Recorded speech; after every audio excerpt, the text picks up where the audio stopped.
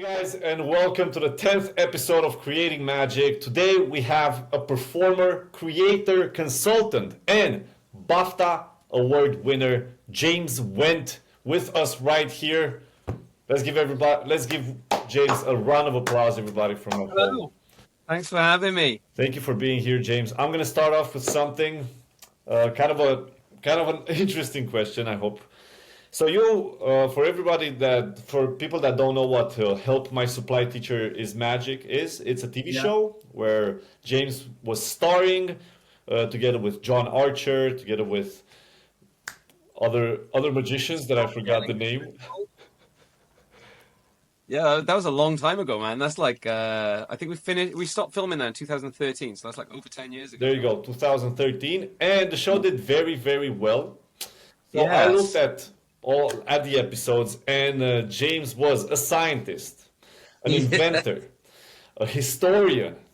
He was a teacher from another school coming, and basically the idea is that he would pretend to be a teacher, and there would be hidden cameras, and he would actually be performing magic. So my question for you, James, is Yeah. out of the tens of roles that you played, Yeah. what was the role that was your favorite? That's the first question. What was the most Okay. challenging to prepare for? I mean, think about the ideas. Okay. And what was one where something happened that you guys didn't Oh man. expect? How long have you got? Yeah, yeah. Okay, so when you say sort of favorite, do you mean like favorite trick or favorite like role that I play? Because that's two different answers. If I've got a Interesting. favorite. Let's go with favorite role first. Okay, so the favorite role was oh god, there were so many.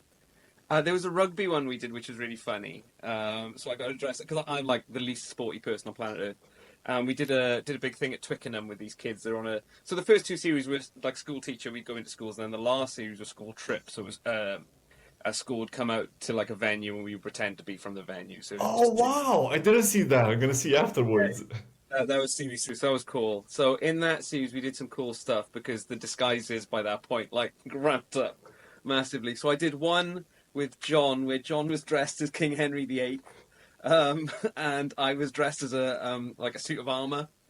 And we did a production from a box. So John showed this like big wooden box, this big crate empty, and then closed it, and then opened it up, and I was inside dressed in full suit of armor with like a sword and everything. That was Wow. fun. Yeah, yeah, it was fun trying to maneuver around that bloody thing with like all the suit of armor on. That was insane.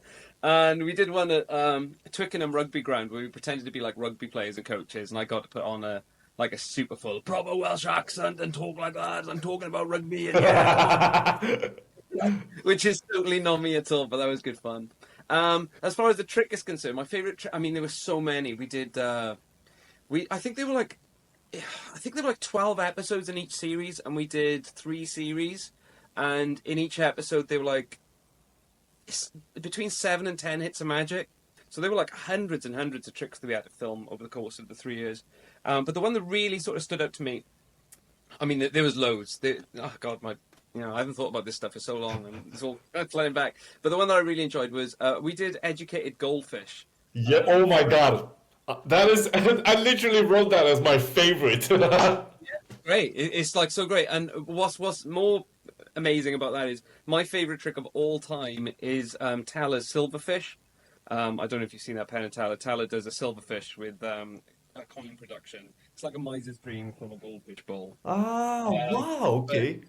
Educated Goldfish is the original version of that Tala took and sort of made into a further masterpiece. But yeah, it was really cool to sort of perform a trick that just doesn't get performed ever. Because True. the setup and the method is so complex and finicky that it's not practical at all. But to do it for TV as a one-off, it was really cool. So yeah, probably that one, I think. I'm so happy you said that. That's my Yeah, pick. yeah, it's man. Yeah, the silverfish is my favorite trick. So yeah, it was great to do that because I'm a complete Can noob. you imagine like all those kids like having their minds blown It by was sick. Yeah, we had like you asked funny things that happened. I mean, we had loads of stuff. Like my first thing. I don't know if I can say this because it's going to badmouth a magic trick, but we basically I'll sort of try and skirt around the topic of Good, what the good, trick good. was. It was my first day filming in a class. So the show was split up into sort of classroom hits, and then like some street magic stuff, and then like interactive magic the kids could play with at home and stuff. And the first time we filmed in the classroom, I did this trick, which just didn't work. Just didn't work. It was a mechanical thing. And I was so scared, man. I was so nervous because you're in this like classroom on your own with all these kids looking at you, thinking you're a teacher, and you've got a production team on an earpiece in your ear, and they're like giving you directions and stuff. And I was so green, I didn't know what I was doing really. But it wasn't my fault. But the trick just didn't work. The mechanical thing of the trick just didn't work. So it was like totally embarrassing and deflating. So we reset and we did it again. But how did you diffuse the situation? Like, what did you do? I just I don't know. I can't really go into too much without telling you what the trick was, and I don't want to like sort of be done for like slander or anything. No, But no, no, yeah, don't tell me about the trick. Did you just like go, so sorry, kids, I'm gonna have to leave now?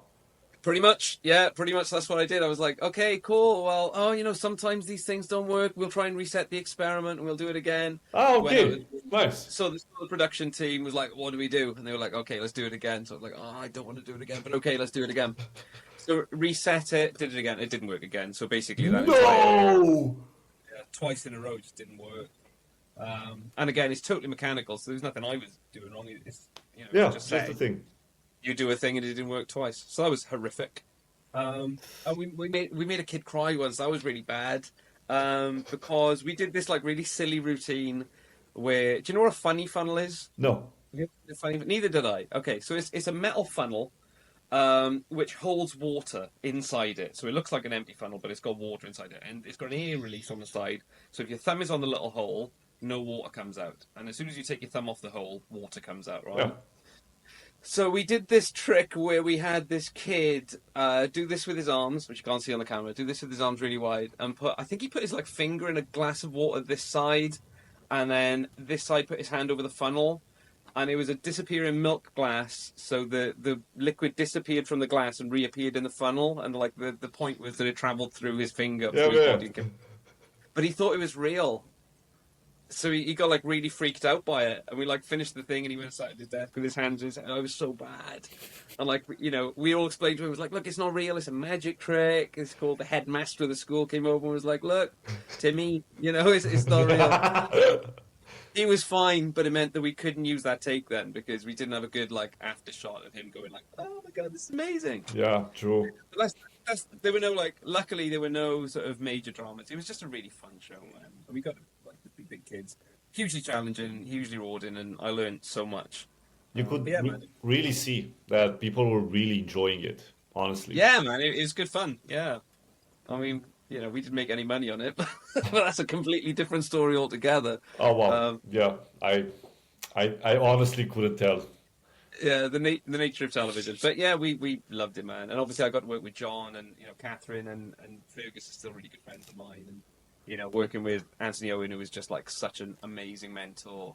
And another guy called Anthony Waldron, who now lives in New York, works on a show out there, but he's a really good friend too. Yeah, great. Thanks for asking, man. That's so long ago. Yeah, I really wanted to bring some of that back because there's not a lot. Actually, there's no shows like this anymore at this point. No, well, it was sold to like I think Italy, Spain had it, and they like dubbed the English. So like somewhere there's like Spanish, Spanish James.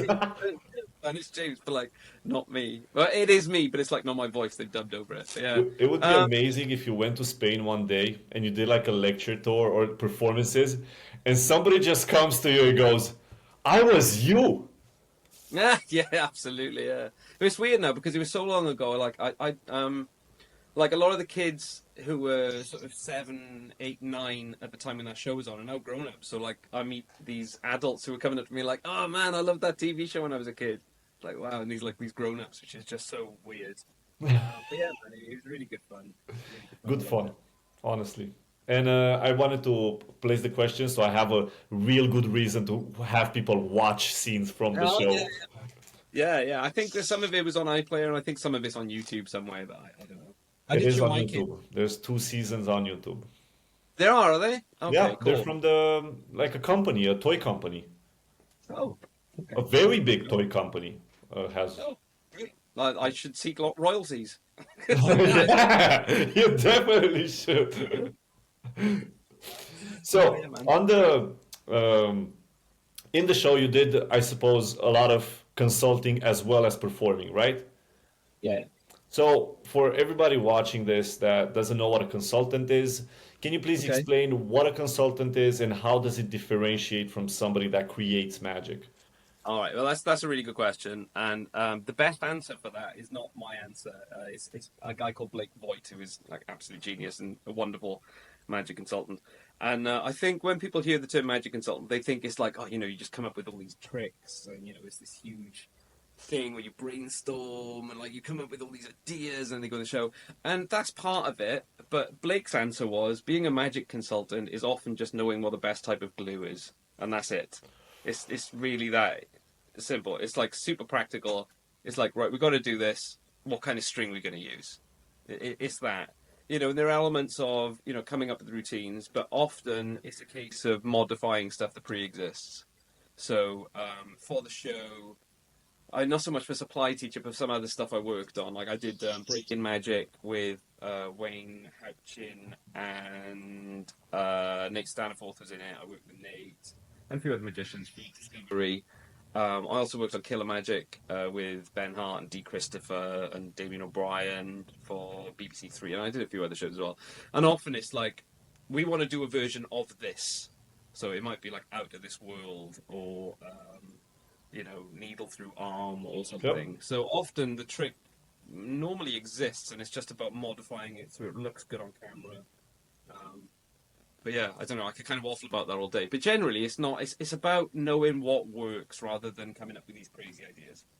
So let's say somebody that isn't a creator be a consultant? Um, that's a really good question. I don't know. Having a magic knowledge certainly helps because you can speak the language. So if someone's saying like, we want to do an out of this world, blah blah blah blah blah, you need to know what that is first. Just that basic knowledge. But as far as one of the best magic consultants I ever worked with wasn't even a magic consultant. He was a prop builder, and he was just able to sort of make these ideas work. Like we did a show, we did a pilot for Sky, which was it was sick, man. It was like it was called the Love Cabin, and the idea is that there was a wooden cabin in the middle of the woods, and we got 4 guys and 4 girls into the cabin, and the idea is that they would fall in love. Okay, so they would have to carry out these tasks, and they would be like sort of love rituals and all this kind of stuff. However, what they didn't know is the cabin was completely rigged, and the idea was that a poltergeist would manifest itself in the cabin. So it was like a reality TV show where these guys think they're going in for something, but really it's not that at all. So there's like all these scares. We got things flying off walls. We got mirrors shattering. We got like all yeah, Whoa! sick. And we have full reign of that log cabin because the guy who built it was the guy who leased it to us. So he basically said, "Do whatever you want to do. If you want to drill a hole through a wall, do it." So we had like all this crazy stuff hooked up to this cabin. Yeah, and I work with a guy called Tom Rackley, who's an unsung hero of TV, and it would be great because I'd say to him, "Oh man, it'd be really good if like I want to do this. This is my idea for this as a magic consultant. And ideally I need like a line to go there." And he'd say, "Okay, cool. Well, how about we da da da da da?" He'd come up with this practical method, Beautiful. use carpentry or like prop building background ways to do it. Like he knew about like these knots, and he knew about sort of different hinges and flaps and all this kind of stuff. So it was like a kind of a like a what do you call it? Like a oh god, what's the word? I can't like teamwork basically. I can't remember the good word for teamwork. But I would come up with an idea with like a basic method, and then he would like kind of polish that and make it sort of more practical. Do So yeah, you it's kind of a loaded question, but yeah. uh, how different is a consultant's job when they have to prepare something for live or something for TV? Oh wow. Okay, so you can get away with a lot more on TV, obviously, because you have the nature of the edit, and you're completely in control of the angles, and you don't have to reset. I mean, if I'm putting something in my show, it needs to reset relatively quickly, if not instantly. True. I know you're going to ask me about the Magic Castle stuff in a minute, and all of that stuff. Obviously, I needed to do that show either 3 or 4 times a night. When I did Nashville, I did that in January, and that was up to like I think 6 times a night was the most I did that. But it means that you have to like reset quick. Whereas Yeah. on TV, you do it once and then it's done. So you could spend like 2 days prepping everything. The trick takes about 10 minutes and then it's done. So yeah, and it's also that sort of awareness of how a TV production company works, what you can get away with, and then it's ethically being able to draw that line between sort of using the medium to your advantage and then completely just cheating. You know, because Yeah. you could say like, oh, like I'm levitating, and like the audience sees you like go this much off the floor, and then it cuts to a scene and you're like levitating 6 feet in the air, which is like it's kind of not really done, or it certainly wasn't done on our shows. But you could certainly exploit the You fact you had a could. camera. Yeah. You did say one thing which I really liked in meditations, that when you're creating something for TV, you actually aren't performing for the person in front of you, you're Mm. performing for the person that is watching at home. That's right. Yeah, it's the idea of like a primary and secondary audience. So as a magician, like a normal well, I don't think any magicians are really normal, but as like a magician working for people, say if you're at a wedding or at like a conference or something, they are your primary audience. The people you are Yeah. doing, the person taking that card is your primary audience. Whereas on TV, they're secondary because the person you're really trying to entertain is the people at home. So then there's all this other thing of like, what can I exploit with the primary, or what can I exploit with the secondary audience that I can sort of use to fool this primary audience a little more, and how do I open up the angle? Like if say for example, kind of if you're performing close up, you might be like this. See, I've got trousers on as well. If I'm prepared. Everybody's kind of gathered around like this. Whereas you can't do that on TV; it doesn't work because of the camera. So you need to sort of open up more and be a bit more like this on TV. Just little things like that, and knowing how to sort of frame things and work with your cameraman as well and your director. Because the Are director there needs to know. instances when the person in front of you is in a bad angle, but the TV, the people at home are in the best angle, and there's nothing you can Uh, do about it? Not really, because we used to rehearse. So generally, what would happen with Supply Teacher and most of the other shows I've worked on is there would be like a few days of rehearsal before the shoot, where you would iron out all the method, iron out the script, and then at the end of that sort of practice session with magicians, whether that's myself or other magicians I'm working with, um, you would get the director in and the producer, and then they would look at the trick, and then as the consultant and the sort of director, you would say, okay, this is the key moment here. We need to frame this, or this is kind of an awkward bit here where we don't really want to pick up on this because it's quite angly. So if we can cut away at this point, or if we can make sure there's a camera somewhere else. Um, answer your question. So Yes. there's not really a moment where like the punter's in a bad angle. It's more put them where you want them, and then make sure you frame around it. So that might mean a cameraman moving. It might mean that the director knows to cut somewhere else during an edit. Um, you know, Yeah, like say if there's a top change, for example. I mean, you could be the greatest magician in the world, but a top change is visible. It's a visible move that you it use is. misdirect. All right. However, when you've got the luxury of the camera, you could top change and cut somebody's face, so you can cut to a reaction shot when the top change happens, which is ethical because, well, I think it's ethical because that person, the trick that the person saw in person is the same as the TV audience saw. It becomes eggy when the person live has a different story of what the trick was than the TV audience, True. if that makes sense. No, it does. It does. Especially for magicians that, they can say that you're creating a fake reality when you're showing it on a camera. Mm. But it's very different because the camera actually just looks straight forward. There's no misdirection. So Hmm. you're basically Which is creating horrible that with something misdirection because by the cutting nature of away. what we do, you need misdirection at some point.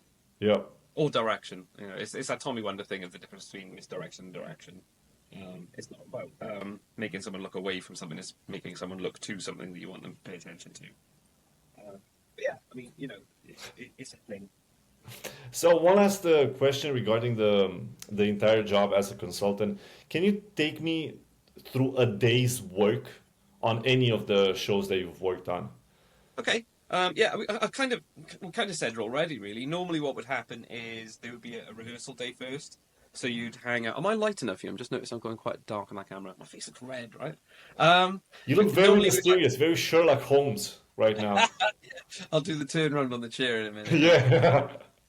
You should Yeah, have done like normally, an intro where you're facing the opposite way, yeah, they and then I just say come in. your name and you turn around. Hello. Yeah, absolutely. Yeah, normally a normal day would be you'd go in, you'd rehearse the trick, you'd work on the script, you'd make sure the magician you're working with, whether that's yourself or somebody else, was comfortable with everything, like method wise. The director would come in, again, you'd discuss the trick and talk about camera angles, and then the day of the shoot, depending where you are, it's a lot of hanging around, and then when it's go time, hopefully everybody's prepared enough from the rehearsal and the notes that were given the day before that they can just do it. And then normally, like with the street magic thing, we shoot it 2 or 3 times, different audiences, and then Yep. who's the best one. Yeah. Beautiful. Beautiful. So, how is a day in the life of James Went right now? Okay. It's normally preoccupied with one of these things, of which I have many. Um, Look at that. there are quite a few up there. Normally playing a bit of that, doing a bit of cards, and I also work as a sound engineer as well, so I'm quite busy with that. So between the sort of the 3 things. Oh, beautiful. You actually, so during meditations, you talked about how the entire magic thing kind of snowballed from you being a sound engineer and then Yeah. somebody knowing that you were a magician, and then you did some tricks and it just kept going from there. That's exactly what happened. Yeah, somebody saw me doing some tricks, and they're like, "Oh, we're having a drinks reception later. Do you want to like? We'll give you like a couple of £100 if you come and do some tricks for an hour." I was like, yeah, that sounds amazing. Yeah, I'll do that. And then it just snowballed. Never really wanted to be a professional magician. Never, never really went like I didn't like TV was never an end goal. I just really loved magic and I loved practicing. And the more I got into it, the more I met people like Owen and Dave Forrest and Andy Gladwin, and then through those I met more people, and then I ended up doing the TV stuff, and then ended up like doing some of the Darren stuff, and it's just kind of ridiculous, really. I never really planned. Amazing, I swear. Yeah, I mean, it's been insane, but honestly I never planned any of it. It's just kind of happened. Was there like a moment where you went, I think I'm a magician now? No, I still no. Even now, I still don't think that. It's such a weird like label to put on yourself. How I would you know. I guess. define a magician? Oh Who God. is a magician in your eyes? Like a true magician, not like a wizard, but like the embodiment. Somebody with like really poor social skills and a slight whiff of body odor. Judging from most of the conventions I've ever been to. Sorry if that's you and you're listening. I don't know, man. I mean, it depends how you play the role. Like if you look at someone like Max Maven. I mean, Max Maven is the embodiment of a magician or a mind reader. I mean, you look at that guy. His look was, very striking and very different. And the way he talked, the material he performed, it was all very coherent with the character of a magician or mind reader, I guess. Yep. There are a few performers like that. I guess you could say like Jeff McBride, same thing. Eugene Berger, same thing. Um, Even like Blaine. I mean, you look at Blaine, and it's like there's so much inherent mystery there. It doesn't matter what the trick or the act or whatever you want to call it he does. You kind of believe that he has the ability to do that because the entire persona serves it. The persona serves the act, True. whereas different to like a bloke in a pub going, "Let me show you a trick," because that's like not. Even though you go, "Oh, my mate's a magician," it's not like you wouldn't go, "Well, that guy actually has magical powers." No. It's just like some guy who can do a cool thing in a pub. So I don't know. I don't really know where I sit on that scale. I don't believe I have any inherent mysteriousness around me. I The way just that you're sitting right there, right now, I see there's a lot of mysteriousness around you. no, that's books. That's books. Oh yeah, I don't know, man. I just try and God, that's such a difficult question. Thanks, Biz. Um, yeah, I don't know, man. We I, can I just switch to a try. different one that's easier. Okay. How would you define magic? Oh, there we go. A nice, easy question. Um, question. How would I define magic? Oh God. I would define magic as uh, an event that defies any logical reason. So, given your explanation, Oh no! Don't press me further. Ask me about card tricks. No. Given your explanation, when was the first time that you've felt this? Oh, Darren Brown, 100% Darren Brown. Yeah, Yeah, right. I can't remember what the first thing I ever saw of his on TV. It was probably one of the early like mind control specials that he did. But I was just in awe. 'Cause I didn't know what I was seeing. It was just this guy doing this stuff that was beyond any explanation whatsoever. Like when I was growing up, I'm 43 now, so like I grew up, I was basically a teenager in the 90s. So I had like Blaine, I had like Penn and Teller, were quite popular in the UK. Yeah. Paul Daniels was a thing. Yeah. And I enjoyed all that. That was all great. I used to watch like magic shows. I was never a magician at the time. I didn't start till I was 25. So when I was a kid, I just used to enjoy watching magic. But it was only once I saw Darren that it really transcended something that was quite entertaining into something that was like deeply mysterious and very affecting. And that's part one of two things that happened to me that made me sort of pursue magic. But yeah, I just remember watching those early things and like, the thing on the subway where people forget they stops to get off. Or, oh man, like what? Like, what? Yeah, and I remember I played along with the seance when the seance was first on that special, which is really funny because the guy who was in the seance is a guy called Ian Sharkey, who after doing that met Darren and became one of Darren's writers, and now Ian's a good friend of mine. Beautiful. So it's really weird. So like we have two totally different perspectives on that show because he was in it and I was like watching it. But I remember like playing along with all the interactive stuff and it working, and like just being, what the is this? Like, what is this? So yeah, I would say Darren. Pick any routine, but Darren is like the first time I ever felt real deep astonishment, to coin a Paul Harris phrase. Did you feel sort of the same similar type of astonishment when you saw Sadowitz perform? Good question. Yes. But it was a different thing. Whereas Darren, I just assumed was an alien from another planet. He had all these like crazy like abilities that were not human. Whereas Sadowitz was the first time I ever saw anybody do technical card magic. Like I'd seen, a mate of mine in uni could do like a slip force, and he did like 2 card Monte. But I saw Sadowitz's show. I managed to get last minute tickets to one of the ones they used to do in Dean Street at the Soho Theatre. This is like 2005, 2006. And I remember he did Revelation in Spades. So he just like shot the cards and then dealt out each one of the spades. So he'd like, like an ace cutting routine, but with a full suit. And I remember just like what? How is that possible? And there were a few other things he did as well. One trick involving a swear word that was just right on my street. Yeah, and it was like it was kind of being astonished by Darren, but then seeing Sadowitz and being like, that is the best that kind of technical magic can ever look. I want to do that. That's what I want to do. Beautiful. So I went and bought one of his books, which is like probably like one of the worst beginner's books you could ever wish to buy. Like, because like I didn't understand anything in it, but yeah, I bought that and just slogged away at it. And now you're here. I am, yeah, in Newport, in my garage. Beautiful. Have you worked with Darren? Have you worked with Darren? Yeah, I did. There's a show he did called Miracle, which is on Netflix now. I toured with that for 2 years. That was just like, man, where'd you begin? And then I also worked on a show called Secret, which was the show that he ended up taking to America as, oh God, what was it called? No, it was called America in Secret. It was called Underground in this country. So I helped sort of with the sort of getting that show up on his feet, and then we did a 6-week run in the West End. And then after that, he took it out to the States and did Secret in New York, and that was the Broadway show. So that was amazing, because that show was made up of the greatest hits show. So it was like lots of routines that I'd seen as like a punter, and then I got to work on it, which was just like, dream come true in the territory. It was amazing. Full circle, literally. Yeah, it was. It was like, yeah, it's like, but it kind of like you do that, and then you go like, what's next? Yeah. Have you collaborated with Sadowitz?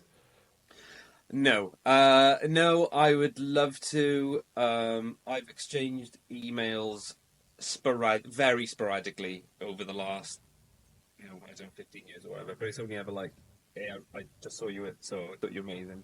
And he'd like write back, no, I wasn't. Something like that. But no, I've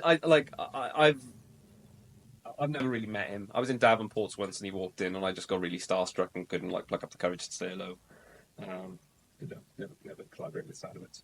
I think But it's I'd love to. amazing how anybody I talk with regarding Sadowitz, it doesn't matter if they're like this posh magician or they're like a noob. They Everybody likes Sadowitz. They're like, yeah, Yes. I would. Yeah. It's like what I love about Sadowitz. I mean, look, the magic is all incredible, right? You just take any of the Sadowitz tricks, really, and because Roy Walton was such a huge influence, the construction of how he creates those things is solid. Those tricks are just so well put together. His execution is flawless. You know, his technique is beyond anything. However, what I really like about Sadowitz, he's rock and roll.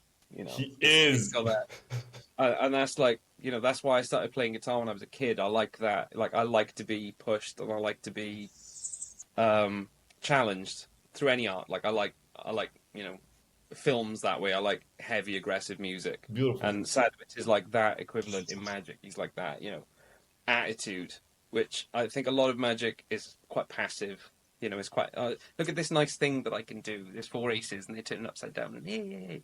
But like Sadowitz is like just an onslaught. He's a force of nature coming at you. And I love that. I know some people maybe don't appreciate the style of humor that he has. And I completely understand that. But man, he's a rock star. He's an He absolute rock is. star. Beautiful. So let me go through. Uh, I've just noticed my Big Blind Media DVDs are on my shelf there. I didn't notice yeah, that. That's totally not intentional, but they're like right there. Look at that. There's this is me. that's amazing. That's Just awesome. James from the past sitting there. He's like right there, judging me just over my shoulder. And then they're the Ultimate Self-Working DVDs as well. You must have planned that somehow. No, I genuinely didn't. I've got a few things in my office that are like sort of mementos of things that I've done. And that's one of them. That's I one didn't of them. realize it's completely like thick. I mean, Beautiful. no, of course, it's product placement. Yeah, It is. It is. Buy them, guys, from the website. that, yeah, me too. So I'm going to switch over to performing because you are a Okay. performing magician right now, and Hmm. I watched your performances at the Magic Castle in 2018 and 2024, and the most striking. I mean, it was interesting for me to see this. Maybe you can correct me, and I am wrong. But in 2018, you literally you had an introduction for like 5 seconds, and then you had somebody select a card, you know. Yeah. And in 2024, you spend 1 minute and 40 seconds introducing the whole story and and the concept of what was about to happen, which tied in the entire show. So my question for you is, how has your style of performing magic changed over the years? Oh God, you've got all the difficult questions. It's so difficult to answer that because it's me and I'm so close to it, so it's difficult to sort of step back and analyze it. I'd say that I'm a more confident performer now. Um, part of the part of wanting to get that show underway on the 2018 one was I wouldn't say it was born out of nerves, but it was the fact that I wanted to come out swinging. So it was like I'm a big fan of opening lines. So I had a strong opening line, and then bang, you're Yeah. in. That's it. Okay. Which the opening line I think for that one was wait for the audience to stop clapping. I go, every ending has a beginning. That was it. This is mine, and then I just have a card taken. It's just this is mine, and then you have the card selected. So it was like I wanted that arc of dropping something in the room that was quite sort of heavy and raised a question, and then bang straight into it. So the rhythm of that is quite important. It's that every ending has a beginning. Pause. This is mine. Gentleman in the front row, could you take a part card, please? Take anyone you want. Make sure you... And then bang, you're into it, and then the show's off and running.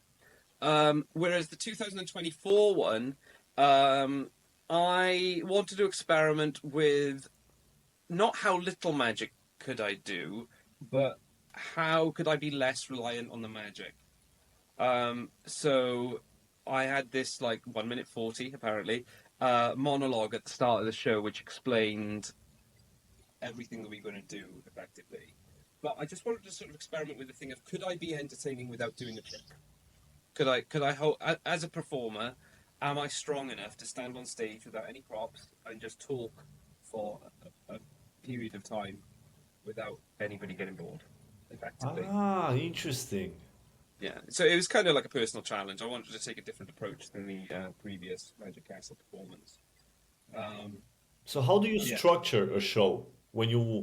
How do you start? Do you have a concept and then you choose the magic based on that? Can you please go a Uh, bit in detail? Normally I start at the end. Normally I've got a good idea about like what would the audience walk away with?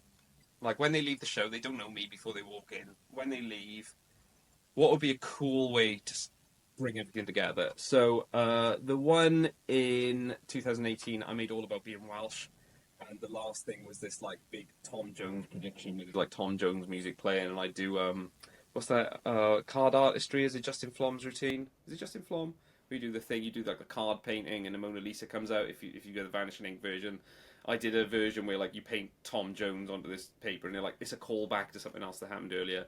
So I wanted that. I wanted a big upbeat musical thing at the end, which was all about Tom Jones. And on this one, the latest one, the idea came from wouldn't it be cool if I could shuffle a deck of cards into somebody's phone number? So it started Yeah, there. such a Um, good ending. oh, thanks, man. Yeah, I it's really loved fun. it. When I do it not in the castle, I use somebody else's phone number because that's stronger. You can. But it, Whoa! yeah, yeah. Which requires a little more setup, but yeah, if I do it casually, like I did it last week to some guys I was having dinner with, and he shuffles a deck of cards into his own phone number, which is like it's crazy, right? Uh, What? yeah, yeah. So that was the I'm aware that this is going on like YouTube, so I'm careful about how much method I want to talk. Yeah, don't you don't need to. Okay. That's it. Well, yeah. So I started off with that as the idea, and then I to make things easier, I changed it into a different phone number. So it was my phone number, or at least the phone number I had in the States because I had a different SIM card. I didn't want to put my phone number on YouTube.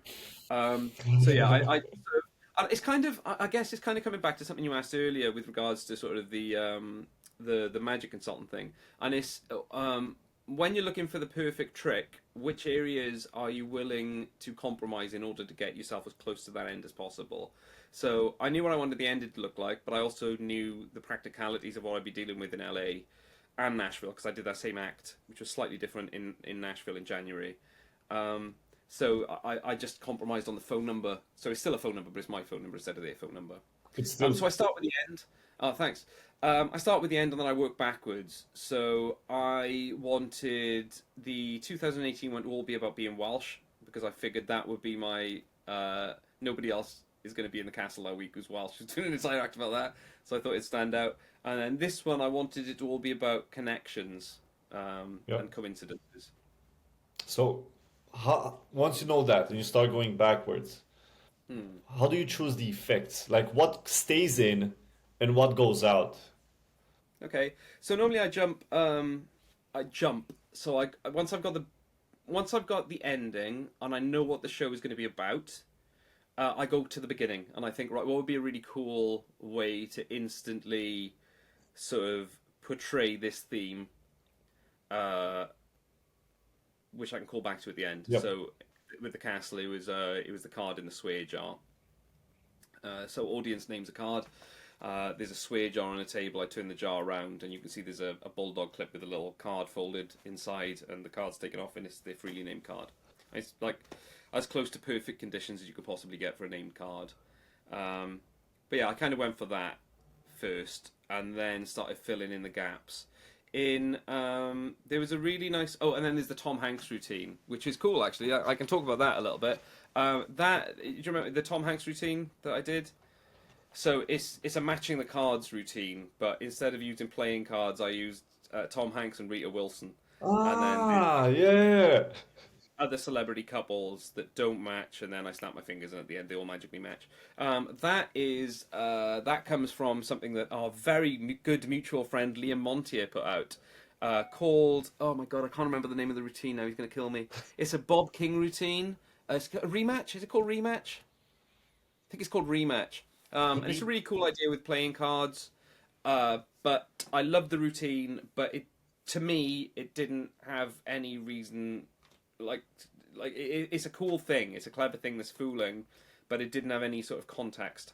Uh, True. so I played with it a bit and changed the cards to photographs, and then changed the method very slightly. Actually, no, I didn't change the method at all. It's still the same method. Tom Hanks and Rita Wilson, but it just like elevates it from being a card trick into something more of a performance It piece. does. There's music cues in there and stuff, which keeps it moving. Um, yeah, so I kind of start at the end, go to the beginning, and then fill in the gaps with things that are thematically sort of make sense. Beautiful. Beautiful. So when you, this is for when you're performing a live show like the one at the Magic Castle, but how is it different from when you're performing at a wedding or at an event? Oh, okay, good question. All these questions. This is like the best interview I've ever done. This is awesome. All these questions are killer. I wish I'd like prepared more, thought more about it. So the difference is in the when I do something like the castle, I'm very scripted. I'm on script. That entire thing is written out. It changes throughout the week, and I find jokes and I find little like aside, but the show is script. I know point A, I know point B. I'm getting from there to there, and I know the transition. I'm there, right? And I need that because it's a formal show. And also, this time I used music cues, which I didn't use on the original one I did in 2018. I had 2018, yeah. like the end, but this time I had. This is cool, actually. Let me show you this. Where's it gone? I had one of these things in my pocket, which is a flick button. It's a button that just you press it, um, and I use this to cue my music. So I had it on a little clip inside my pocket, and this was hooked up to a program called QLab, which is on my computer backstage. So I can just talk and gesture, and when I want to cue, I can just hit that thing in my pocket, and it sort of goes. So Wow. yeah, it's cool, man. Pete Heat turned me on to that. There's a magician called Pete Hathaway. I did a gig with him in Portugal last year, and we chatted about some music cues in there, and that's what he uses. So thanks, Pete. Beautiful. Um, yeah, it's great, man. But because of that, and because of the cues I need is scripted. If I'm doing close up, I've still got arcs of script, but I'm very much more on bullet points. So I know I need to say this at this point, and this at this point, and this at this point. But the rest of the routine, I can just be conversational with people. Um, if It that makes feels much sense. more natural, doesn't feel scripted, basically. Yeah, yeah. I mean, there needs to be an element. I truly believe there needs to be an element of script in everything I perform in order to make it a performance rather than just doing a trick. True. However, I think if you approach close up with the same mentality that you approach stage, in far as a scripting is concerned, it can feel very stiff. And it can almost push the audience away a little bit because they think, well, he's just like saying the lines. Whereas, if you're a bit more conversational with people, then pull them in. And Cool. then, What's hopefully your all the lines. what's your opener? Give me like two, three opener tricks that you use in order to introduce yourself to people when you're performing live. Close up. Close up, yeah. Okay, so this is going to be a really disappointing answer, because I think when people watch these interviews and watch these like sort of podcasts or whatever this is with like named magicians, they expect like, all right, okay, what's the thing he does? What's the thing that we don't know about? What's the secret? What's the secret sauce? And the truth is, when if I approach a group of lay people, the first thing I do is either going to be a card to pocket, it's going to be my coins across, or it might be an ambitious card. That's it. That's it. Yeah, every gig, yeah. All the hundreds of gigs that I've done over the last certainly almost 10 years now, I guess. It's normally that because I know those routines so well. I can just do them on autopilot, so I don't have to think about them. I'm not nervous at all. I know they work. I've done everything that could possibly go wrong with those routines has gone wrong, and I fixed it. Yep. So I'm just totally confident with it, and I can just go in and just do it, and I know they're great. So yeah, it's kind of a disappointing answer, really. I'm sure somebody wanted, wow, on page 326 of Epilogue, it hints at something that Carl Fulve said about this interesting. Like, it's not that. It's card to pocket. There we Yep. go. Honestly, I think many magicians do that because it Yeah, well, just I think, works. Like you don't need to. well, not only that, it's that thing of like, people pay me a decent amount of money to go and perform. If I go and do my first thing and I'm like, oh Christ, is it a double lift and then I'm like, like nobody wants to see that. People want bang straight in. Hey, how's it going? I'm a magician. Well, this is going to be amazing. Let's have some fun. And then it's more about the energy than the trick. True. And then what I try to do, I was talking. I had lunch with Mike Pashada in LA. Just Nick Clang name drop. If you don't know Mike Pashada, he's just one of the best close-up magicians in the world. He's absolutely phenomenal. He's the bar magician in the Hat and Hay in the Magic Castle. He's got his like residency there, but he is absolutely unbelievable. One of the most polished magic acts I've ever seen, as far as like performing for real people. And we had lunch one day when I was out there. And, we just chatting or whatever. And like I was saying about how I'm very reliant on stuff that I do, and he said, "Oh man, you need to put one thing in the middle of your act that scares you." And I was like, oh, "That's actually really good advice." So I'm starting to do that now. So in the middle of the act, when I'm comfortable, I'm doing one thing that I'm just taking a chance on. And Beautiful. yeah, weirdly, I had I bumped into. I was working a sound. I work as a sound engineer as well. And I was working a sound event last week in St Albans. Well, last week I bumped into Nick Einhorn, who I haven't seen for years and years and years, and he happened to be the magician of this event. So we had a chat afterwards, and he was showing me all this like new stuff that he's got. Like, I'm like, oh man, like, were you just throwing this in? He's like, yeah, I'm just giving it a go, see how it goes. Beautiful. Yeah, which is great. So it's kind of two like very, very competent. Well, I say competent, they're amazing magicians with the same thing, really. Just like, yeah, give it a go. Like he's still doing the stuff that you would assume Nick would do. A lot of the stuff that he's put out. Yep. He's doing that, and he's absolutely killing it. But then he's putting these other little things in, just for himself, which is really cool to see. So I'm gonna start doing that. Biz, I'm making a statement now. I'm gonna start doing it. Beautiful. Now, something that ties in with this would be when you're performing something that you haven't done like tens of thousands of times, Mm. you might fail. And over the course of your career, you definitely have met with moments of failure. So Yeah. I'm curious just about close-up magic. What did you do in those moments? Like, how did you save it? Do you have a Okay. story for like a Oh moment where you man. just nailed it, but you like were this close to failing? I have failed everything. Like if I will mess something up, right? If there's a way of making stuff not work, I will find it and I will do it. Like I'm the clumsiest, forgetful. Like I'm a disaster on occasion. Okay, the stuff that does work only works because I've done it 15 billion times or because I put a lot of sort of effort into it. But yeah, the very first. This is like, I think I say this on meditations. The very first close-up gig I was ever booked to do. I thought I'll do Chicago opener as an opener because it's killer, It right? It's still is. one of my favorite tricks of all time, right? Thought right, I'll do that. Relatively easy from a technical point of view. Yeah. Nervous, I'll do that. So I plucked up the courage to go over to these people. I get halfway through Chicago opener and I realize I didn't put the different card in. Yeah, yeah, but I'm locked in. I'm locked in at this point. So I have no idea. I'm just like, yeah, it's the very first trick I've ever done in a professional gig, like ever. Yeah, and just completely ruined it, and kind of went, well, sometimes these things don't work. Let's do something. But yeah, I've done it all. Yeah, dropped cards, dropped doubles that are split. Yeah, I've done it all. Yeah, So failed. how do you play it off? Do you just like go, okay, Yeah, yeah. Well, you got to think like, what's this? I mean, there are some points where you can't. There's no way out. You are done. Like you are done. But there's a certain charm in vulnerability, I think.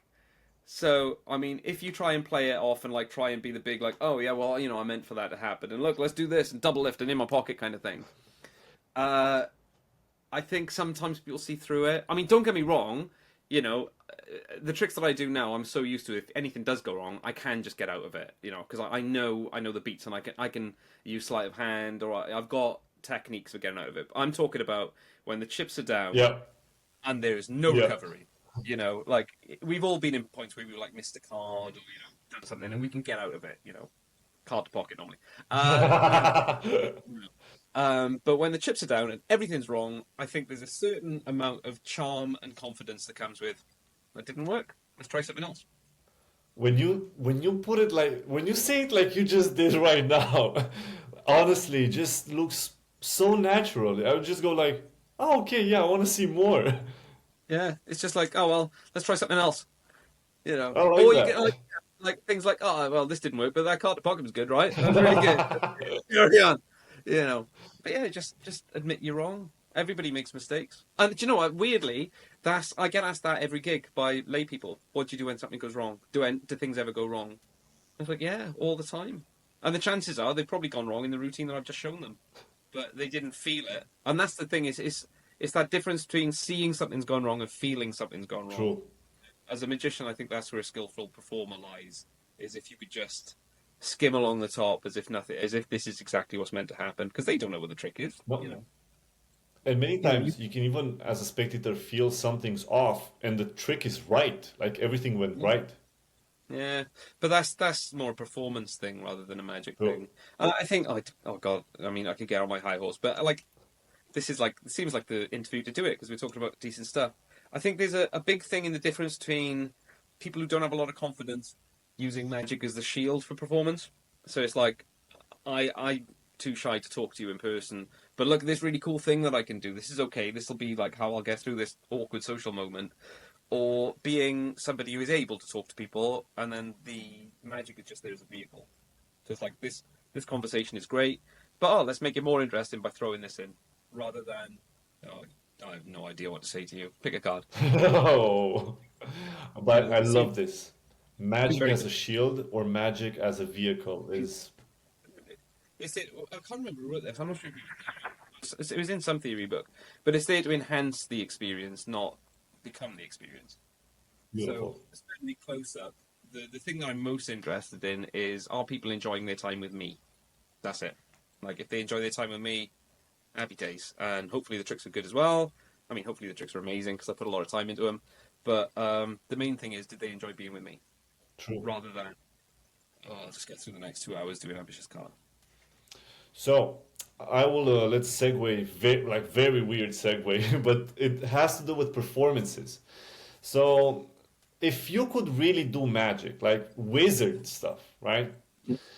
But you are only allowed to use it in your magic routines. What would you use it for? What for entertainment purposes? Only for entertainment purposes and only when you're performing magic. That's the All right, only so we're not times you talking can about use like it. we're not talking about like solid will piece or anything like that. We're No, you talking about can't. something. Like, Okay, something you can do. You if all the vocabulary of sleights I have, if there was one I could do that was absolute like I could do via magic, it would probably be a levitation. I think. ooh, nice. I instantly went to disappearance because I thought it'd be cool to vanish something, but there are kind of ways to do that. But I think to make something levitate without any extra stuff, that would be cool. I like that answer. Because that's like what else could you experience close up that would be more magical than just getting like I don't know like a mug, for example, and just saying like my rainbow mug, um, just like all of a sudden float in the mug. Like what? Yeah, What? would blow my mind. Yeah, because even if you do like a vanish or something, it's the cleanest vanish. People are gonna go, where'd it go? Yep. Like that's always the thing. Like where'd it go? Is it in your hand? Is it in your pocket? You got your sleeve. Whereas if you just like hold something and it floats, this is like what can you do with that? It's just like yeah, I'm a wizard. That's Beautiful. it. Beautiful. Your answer is going at the top of my list right now. Great. Okay. Cool. So, um, what would be some advice you would give magicians looking to perform to start performing on TV or Oh God. to start consulting? All right. So, that's a really difficult So question. somebody is a Because I don't, performer, they do close up, right? And they Mm. want to start going into this side of the industry. I don't think there's any need to anymore. You've got YouTube and you've got social media. TV doesn't really exist anymore. I don't watch TV. I watch Gladiators with my kids. That's it. Um, all my entertainment is served by YouTube, Netflix, Amazon Prime, Instagram even. So I would say don't even worry about it. I don't think. I think unless you're on like a big show like the Blaine Show or like one of Darren's things or Chris Angel's thing, uh, I don't think that work really exists anymore. You're better off just getting a YouTube channel or doing like TikTok. and putting your time into that. And then if that picks up, then the other stuff will come. Well, I'm not really a big fan of like the British Got Talent or the Got Talent shows. They're not really for me. And that's pretty much the only outlet for magic on TV at the moment, I think. Cool. I know Justin Willman just has this new special coming on Netflix. But that's Netflix, it's not TV, really. But yeah, sorry to kind of duck out of that question, but the industry that I worked in sort of 10, 12 years ago doesn't really exist anymore. It's changed so much. So I'd say, get a YouTube channel. That book behind you, that's Luke Oslin's book, right? The visual, yeah. Yeah, Luke? I designed it. Oh yeah? No way! Yeah. That's my advice. Buy that book and get on Instagram, because there's stuff, I mean, Luke's great. Luke's such a smart guy. Insane stuff. Yeah, also a shout out to Tom Elderfeld, who's also phenomenal at that kind of magic. Yep. The young generation are really, some young magicians are really pumping some great energy into this. It's scary how good this stuff is. It's scary indeed. I remember when Luke contacted me to do the book, I was like, bro, I love everything you do. Like, this is my pleasure. Yeah, man. I didn't even know how his magic was done. I read the book and I go like, whoa. Yeah. I mean, yeah, I've never met him. He covered a gig for me last year. So I've had like emails or messengers back and forth. But I've never actually met the guy, I don't think. I'm sorry if he's watching this and we have met him. Completely forgot. But here's a kicker. I think Luke was on Supply Teacher. I think he was one of the kids. No. Don't quote me on that, but I think he might have been one of the kids in the Wannabe Wizard section of the show at some point. And I'm sorry if he wasn't. I've misremembered that. I will ask him. I will email him. I think he was, but I don't. Anyway, cool. Email Luke.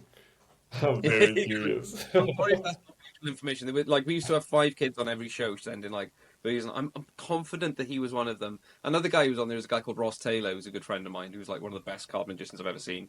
And he was like on there as a kid doing stuff, and then years later we hang out. And, Meant to be, man. All crap about me all the time. He's amazing. Somehow this idea pumped into my head, and I'm very curious. What are some of the philosophies that have taken you through life? Fucking hell, man. Sorry. That's a deep question. Be nice. I mean, we can all have little moments of bitchiness and saying not nice things about people, but generally just try and be the kind of person that other people want to be around. Work, because there's no shortcut. Hence all these books. It's not like all of a sudden you pick up a deck of cards and you're a ninja on day 2. I've put a lot of time into this. And just I think those 2 really will kind of carry you through most situations. Just be nice and work hard enough that you can back up your chat with some ability. Well, one of the biggest issues nowadays is mental health, Yeah. So I'm curious, since you've done a lot of projects, you've worked with a lot of different people, you've traveled, you've failed, you've had successes. How did you, how do you manage your thoughts? How do you manage your feelings? How did you go through life until now? I know it's a pretty grand question, and you arrive at this point and you're like, as I'm seeing you right now, right? You're relaxed, you feel good, you're healthy, you're still doing it, you're not burned out. So Oh no, but I've been all of those things though. I've been burned out,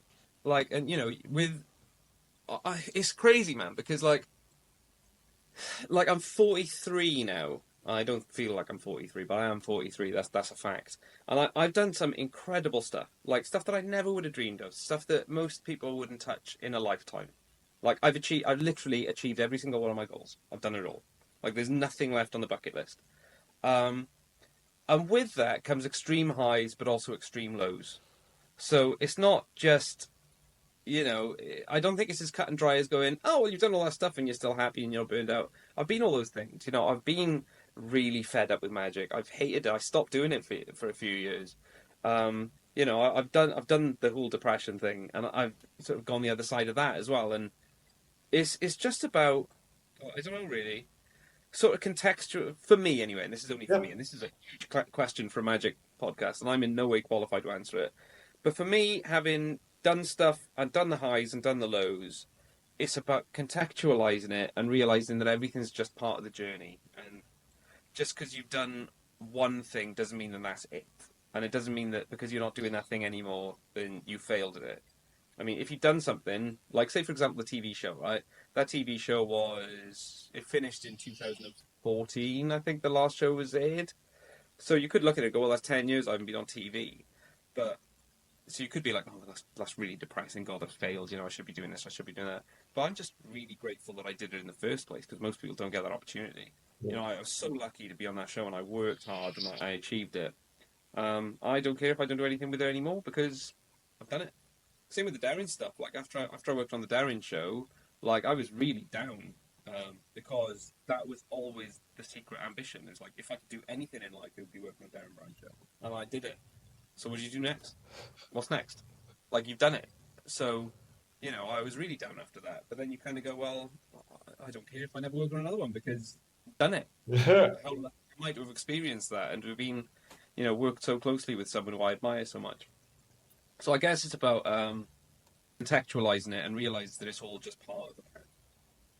Beautiful. That's about philosophical I can get. Beautiful. Like 2019, I was totally burned out. Just before pandemic, oh god, it got to a stage I just didn't want to see a deck of cards. I didn't want to look at a magic book. I hated it. Like I was working on, I'd done all the Darren stuff. I'd done the castle, and then within a week, I remember this one week was insane. I did, I think it was within a week. It was either within a week or within a couple of weeks. It was like I lectured at the Magic Castle I lectured at the Magic Circle on the Monday. Major bucket list tick. I was working on early development of a West End show that became unbelievable with a guy called Andrew O'Connor, who's just like a genius, the producer of Darren Brown Show, the director of Darren Brown Show, with Andy and Darren. I was doing that the rest of the week. On Thursday, I went and did an Alakazam live lecture. I then came back the next morning to work on the show again. So it was like an entire week of lecturing and consulting. I think I had gigs on the Saturday and Sunday. And it was just too much. I hated it. It got to a point where I wasn't enjoying that anymore. It was just too much. I was exhausted. So then pretty much during pandemic, I didn't do any magic whatsoever. Which kind of the timing sucked. Because, the world came to an end. And I'm like, I just don't want to do magic. And I know lots of friends of mine did the whole Zoom thing and the Zoom magic shows. I had no interest. None whatsoever. Like, didn't care about if I could make money doing it. I just didn't care. I didn't want to do it. I had no interest. And it's only really maybe 2001, 2002, I think probably 2002 that I started slowly getting back into it. I mean, I'm not fanatical about it now like I was. I've always got a deck of cards handy, and there's always a book, and there's always like a prop nearby that I can play with. But like, guitars take up most of my time now. Like, if I've got free time, it's guitars and PlayStation. I bought PlayStation. Proud to hear this. Oh man, I bought a PlayStation in August. It's just like, oh my god! Like the last computer game I played was Crash Bandicoot in like 1999. It's a great game. It's amazing. It's so hard. It's so hard. Yeah, I bought a Switch last January, and then I bought a PS5 in August. And oh my god, I'm like the biggest Last of Us fan. Huge Last of Us fan. I'm playing Ghost of Tsushima at the moment. I'm about 3. Yeah, it's amazing. Anyway, we've kind of segued from mental health onto PS5, but there we go. Well, I think the answer is beautiful because that's what it encompasses, life basically, and everything that you do. So inside of you, like I think we're often like keen to define ourselves as certain things. I am a teacher. I am a carpenter. I am a magician. I am a musician. But just don't worry about it, man. It's just like just enjoy life. All those things. You can be one of those things, or you can be all of those things. It doesn't matter. Yep. Beautiful. There we go. Anyway, PS5. This is the interview during which I've said beautiful as many times. I haven't interviewed a woman yet, but you are taking the #1 spot for the word beautiful. I will take that as a bald Welshman. I will take it. Love it. So. Let's. Do you have anything to show people watching this?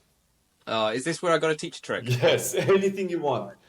Okay, right. So, I will teach something However, I'm going to be really sketchy with my method, with my explanation of method. So it'll be coded. So if anybody knows the stuff, that's fine. And I don't know how it's going to translate on camera, but this is something that I've been doing for a few years. Perfect. You say, okay, look, just take a look at one of these cards and just remember it. Can you see those, Biz? I can, yes. Yeah, have you got I one? have. Yeah, you got one in mind? Okay, cool. So again, you just thought of a card? You want me to tell it to you? No. Just think of it. Okay. It's a red card, right? Yes. Okay, I'm going to commit myself to this for the first time. What card was it? The Three of Hearts. Three of Hearts. Look, the Three of Hearts. Oh, beautiful. Beautiful. It's a quickie, but it's a goodie. Yeah, I've been doing that a few years now, and it's cool. So you're just gonna leave it there? I can. Do you want me to point you in the direction? I don't know if I want to tip it completely. Um, You want me to tip it, don't you? it's up to you. I mean, I can kind of guess how it works. Okay, I'll explain. I'll explain using speak that only magicians will understand. So it's genuinely shuffled. Any card could be thought of. And what I'm doing is I'm doing something based on a trick by this lovely man, which is in this book. Because I thought you'd ask me to explain this, so I don't mind. But it's on page 39 of this book, if you own this book, and it's called Divide and Conquer. Oh yeah. John showed me this. We filmed a BBM DVD many years ago called Bullets After Dark. And John showed this trick to me then, all those years ago, unpublished. And I was like, oh my God, I've got an unpublished, like, John Bannon trick. I'm going to take over the world with this. And I used to do it all the time. And the essence of that routine is there would be a bank of cards that you would have someone think of. You know this trick? No. No. No? Okay, so there would be a bank of cards in the middle of the deck. Someone's thought of one of them. And then you would you would have a key. Yeah. So the last card would be your key. And be very careful about the language that I use. So you'd have a key, you'd upjog the key, and then in the process of turning that key over, you switched it for the card they actually named. Right? I'm not going to go into the mechanics of what that was, but once they named the card they thought of the bank, you were in a position to switch that out and show them that the card that you upjogged was their key, okay? Make sense? Yeah.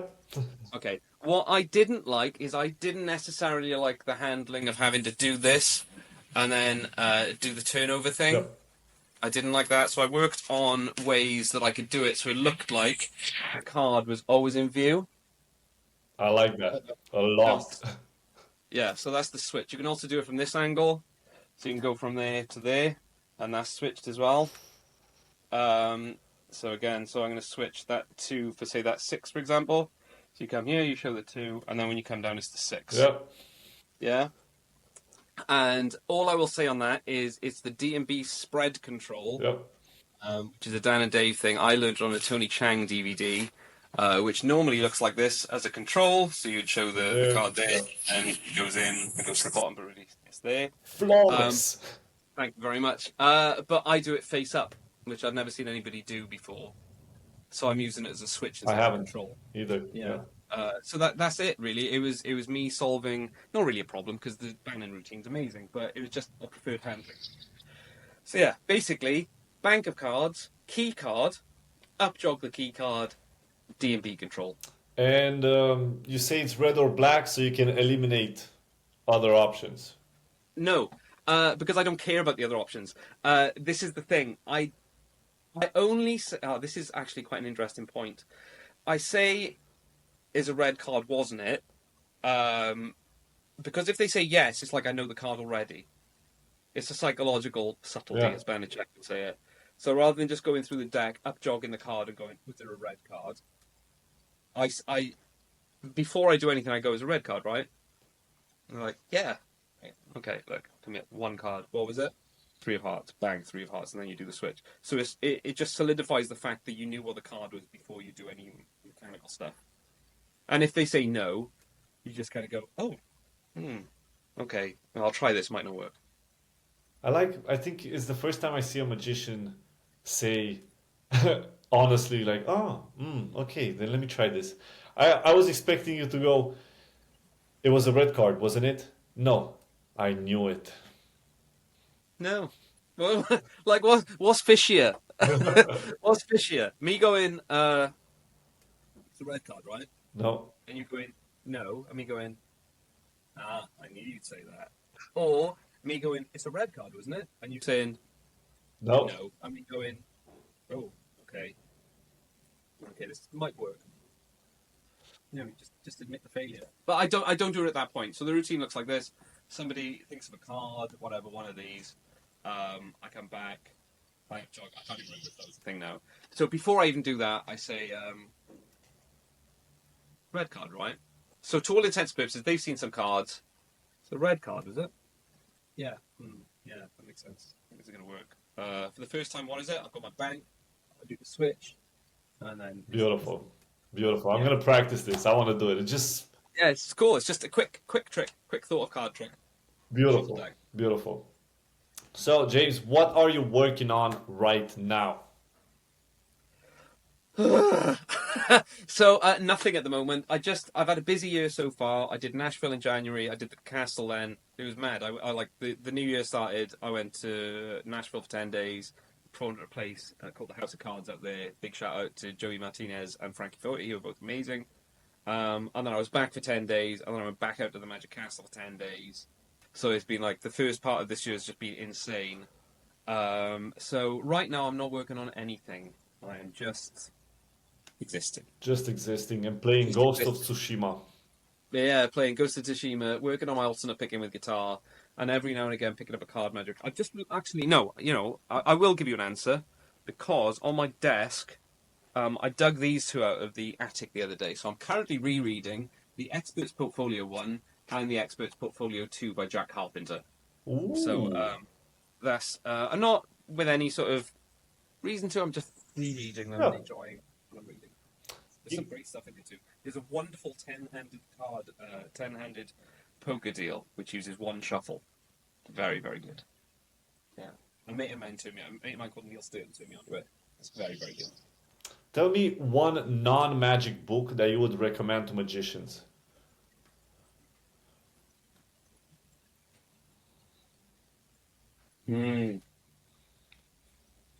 I would recommend. There's a book called Google Whacked. Not Google Whacked. What's it called? Oh my god, I can't remember the name of the book. It's not Google Whacked. That's the Dave Thingy show. It's oh my god, it's a book on creativity. They're completely forgotten. Hmm. Well, that's no good. Roger Van Owick wrote it. Let me find the name of the book. I used to read it all the time, and as soon as you've asked me about it, I've forgotten. Roger. It's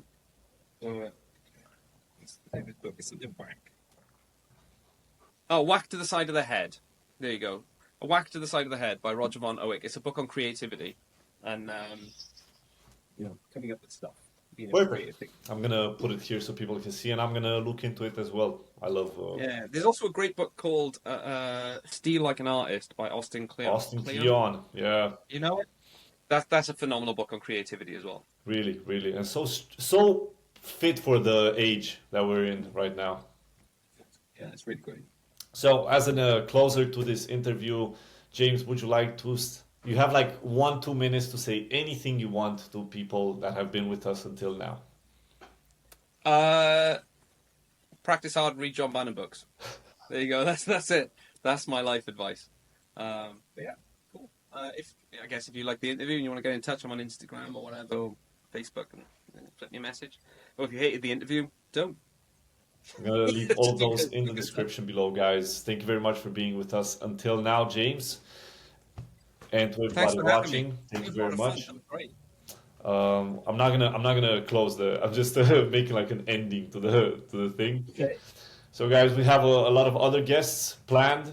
So stay tuned in the following weeks as we're gonna keep doing this and keep publishing. Hope you guys have an amazing day. James, thank you as wow. Okay, I am. Wow. There's some DMT stuff going on there. Look at that. Yeah.